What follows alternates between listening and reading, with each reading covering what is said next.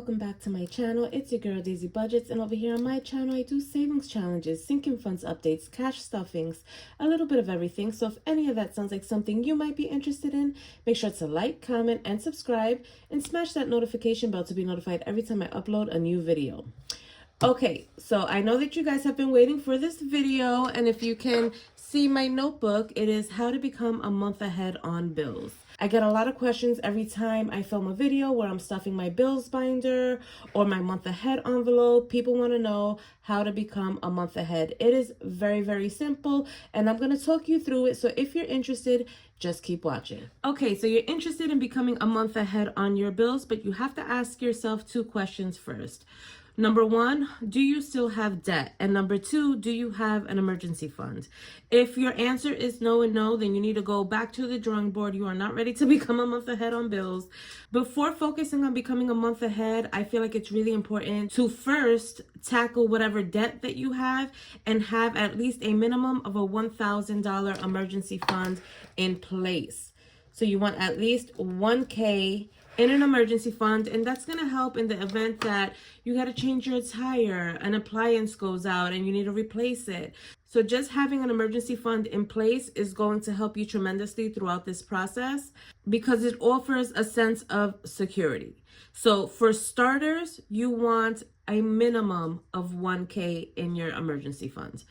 Number two, do you have debt? If you do have debt, I recommend that you go back, tackle that debt. There are definitely a lot of different methods that you could use to start tackling your debt. And the reason why I say that it's important to tackle your debt before thinking about becoming a month ahead is because once you are debt free, that frees up all those funds so that you can put towards something like becoming a month ahead on your bills. So while you're in debt, and if you don't have an emergency fund in place, then you are not ready to become a month ahead on bills, in my opinion.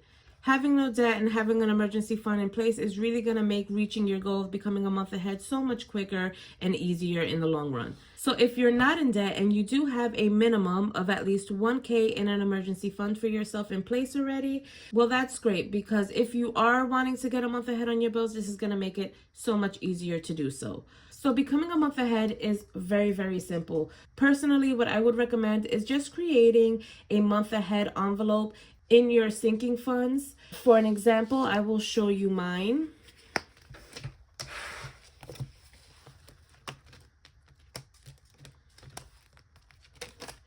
So this is my month ahead envelope.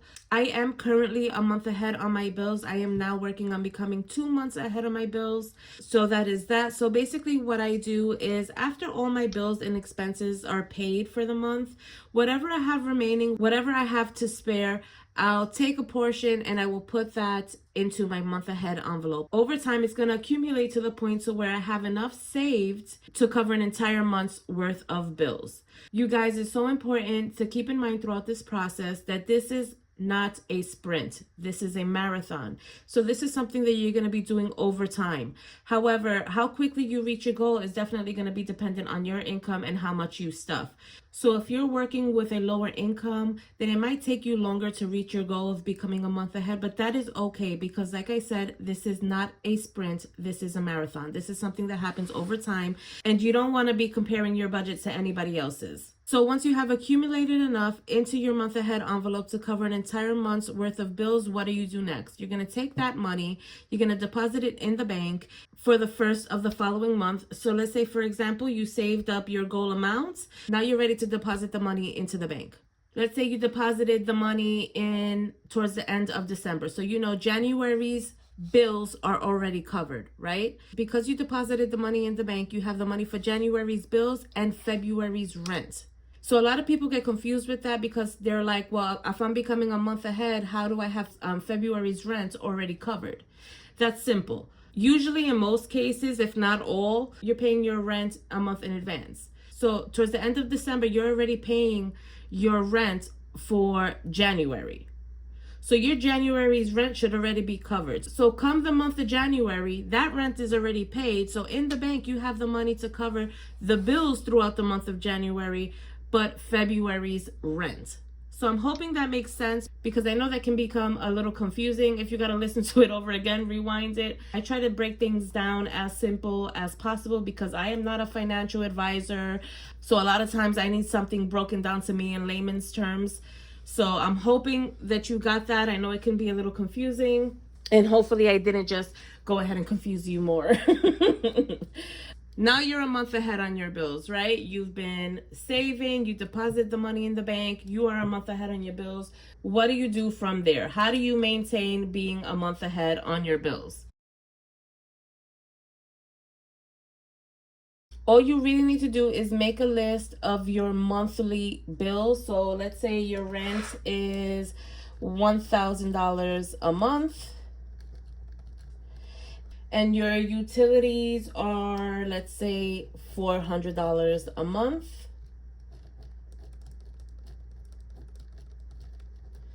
And let's say your subscriptions are $50 a month.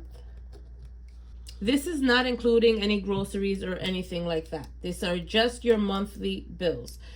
So let's say that's gonna all come out to $1,450.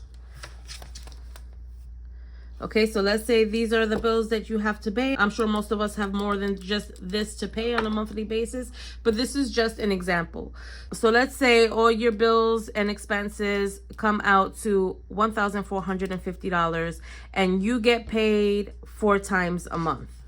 Okay, so you got 1,450 divided by 4, because that's how many times a month you get paid, the majority of us anyway. So you would have to stuff $362.50 a week into a bills envelope for you to be able to maintain being a month ahead. So at the end of the month of every month, you can deposit it, the total sum amount, which is $1,450, into the bank to maintain being a month ahead. Okay, so if you get paid twice a week, then obviously you would divide that number by 2. You already know the deal. Now, like I said, you can set aside that amount and stuff it in an envelope for bills, or you can just leave that money in the bank if you're not, using necessarily the cash envelope method. However, I like to have my envelopes and I separate my bills.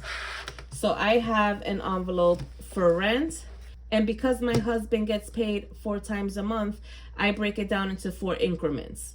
So weekly, I stuff $344 in rent. Electric, I stuff $55 a week. T-Mobile, $55 a week. Life insurance, $33 a week. So I have it set up like this. That's just the way my mind works. I like to see where the money is going. But you certainly don't have to do this. You can just create one envelope that says bills and stuff your weekly amount in there. And that's it, you guys. I don't think there's anything else that I have to explain. I'm just trying not to miss anything. But if you have any more questions, leave them down in the comments. And I'll try to get to them as soon as I can. But I think I touched on everything, right? But if not, I'm sure you'll let me know. So thank you so much for being with me today, you guys. I hope that you've learned something today. I hope I was able to clarify how to become a month ahead. I also really wanted to make this video to keep it in my descriptions because I'm always getting questions about it. So at least now I have a video to refer people to.